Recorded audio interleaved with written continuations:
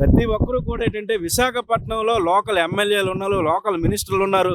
మినిస్టర్లు అయినా కనీసం ఒక మనకి ఉత్తరాంధ్రకి మనకి విశాఖపట్నం చాలా అరుదైన జిల్లా, అరుదైన నగరం అండి ఇది.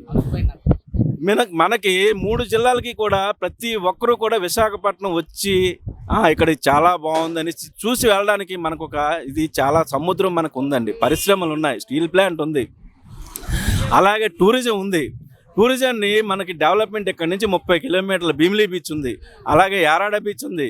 ప్రతి ఒక్క టూరిజంని కూడా డెవలప్మెంట్ చేస్తే ప్రతి ఒక్క వెస్ట్ బెంగాల్ నుంచి అండి, మీకు చెప్తే నమ్మరు, ప్రతి ఒక్క సంవత్సరం కూడా మమతా బెనర్జీ గారు వాళ్ళకి సొంత డబ్బులు ఇచ్చి పంపిస్తారు. విశాఖపట్నం వెళ్ళండి ప్రతి ఒక్కరు సంవత్సరానికి.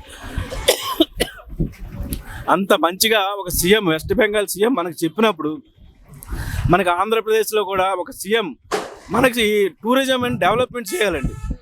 మనకి ఆదాయం పెరుగుతుంది, అన్నీ చేయాలని అంటే మనం 1 కోటి రూపాయలు పెట్టామంటే మనకి ఒక 5 కోట్లు వస్తుంది, అంటే గవర్నమెంట్కి 4 కోట్లు లాభం వస్తుంది. అలాగే ప్రతి ఒక్కటి కూడా డెవలప్మెంట్ చేస్తే ఈరోజు ఆంధ్రప్రదేశ్ ఎక్కడికో వెళ్ళి మనం ఇబ్బంది పడవలసిన పని లేదండి. ఐటీ అదే చెప్తున్నాను కదా సార్, మీకు ఏంటంటే ప్రతి ఒక్క మినిస్టరు మన చేతిలో ఉన్నారు. మన చేతుల్లో ఉంటే పరిశ్రమల్ని మన దగ్గర తీసుకురావాలి. ఈరోజు అక్కడ ఉన్న హెచ్ఎస్బీసీని తీసేశారు, కాల్ సెంటర్ని.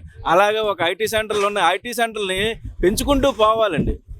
దీనికి ఏదో టూరిజం అని రుషికొండ కొండ కొట్టేసిన బదులు ఒక ఐటీ కంపెనీ పెట్టవచ్చు కదా. అయితే పక్కన ఉన్న ఆదాయాన్ని దానికి టూరిజం మీద 1 కోటి రూపాయల ఆదాయం వచ్చిందండి నెలకి. ఇప్పుడు దాన్ని కట్టేసి దాన్ని మళ్ళీ పెంచుకొని దానికి ఎంత ఖర్చు అవుతుందండి కట్టడానికి? దానివల్ల మీకు ఎంత దేనికి ఇప్పుడు ఇన్ని రోజులు ఆపేశారు, పని ఆపేసి దానికి నెలకు 1 కోటి రూపాయల ఆదాయం వచ్చేది. దానివల్ల ఎంతోమంది ఉద్యోగులు బయటకు వెళ్ళిపోయారు. అది ఎంత బాధపడుతున్నారో మీకు తెలుసండి. ప్రభుత్వానికి తెలియాలండి ఇవన్నీ. తెలిస్తే కదండి ఏ రోజైనా. ఇప్పుడు రోడ్డు మీద మేము ఎలా కష్టపడుతున్నాం అలాగే వాళ్ళకి నెల జీతం వస్తే వాళ్ళ పిల్లలు ప్రతి ఒక్కరు బాగుండాలి. అది ఒకటి గవర్నమెంట్ అర్థం చేసుకోవాలండి. అది మీలాగా ఏంటంటే ప్రతి ఒక్క స్టూడెంట్లు కూడా ఎక్కడెక్కడో 1000 రూపాయలకి 10,000 రూపాయలకి 15,000 రూపాయలకి జీతాలు చేసుకుంటున్నారు. ఒక డిగ్రీ స్టూడెంట్లు, ఒక మేజర్ మెరిట్ ఉన్న స్టూడెంట్లకి కూడా ఉద్యోగాలు రావట్లేదండి. ఎక్కడో లంచాలు ఇస్తే ఇప్పుడు ప్రతి ప్రభుత్వంలో ఎలా ఉందంటే ఒక లంచం ఇస్తే ఆడికి ఉద్యోగం వస్తుంది, లేకపోతే లేదు. అలాగే ఒక మెరిట్ స్టూడెంట్ ఉన్నాడంటే ఆడ పాస్ అవ్వట్లేదు. ఒక సబ్జెక్టు కొనుక్కొని కూడా ఇప్పుడు చాలా చీటింగ్ సర్టిఫికేట్లు కూడా తయారయ్యాయి. ఇలాంటివి కూడా ఉండకూడదని ప్రభుత్వానికి దయచేసి నెక్స్ట్ వచ్చే ప్రభుత్వానికి, ఈ ప్రభుత్వానికి కూడా గుణపాఠం చెప్పి నెక్స్ట్ మంచి ప్రభుత్వం రావాలని మేము కోరుకుంటున్నాం అండి. అది పవన్ కళ్యాణ్ గారు మీకు ఒకటే చెప్తున్నామండి, ఈరోజు పవన్ కళ్యాణ్ గారు వస్తే మంచిదేనండి. మేము పవన్ కళ్యాణ్కి కానీ, చంద్రబాబు నాయుడుకి కానీ, జగన్ గారికి కానీ వ్యతిరేకం కాదండి.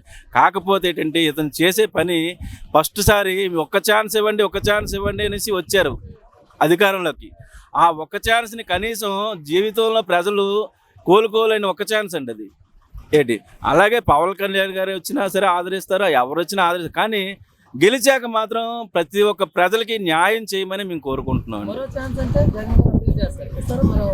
జగన్ గారికి అయితే నాకు తెలిసినంత మటుకు ఎవరైనా నెక్స్ట్ కానీ ఓటేశారంటే ఇంకా ఆంధ్రప్రదేశ్ డెవలప్మెంట్ అనేది చాలా శూన్యం అయిపోతుందండి. జీరో. ఇంకా ఇప్పుడు కనీసం +0 ఉంది, -0లోకి వెళ్ళిపోతుందండి అది.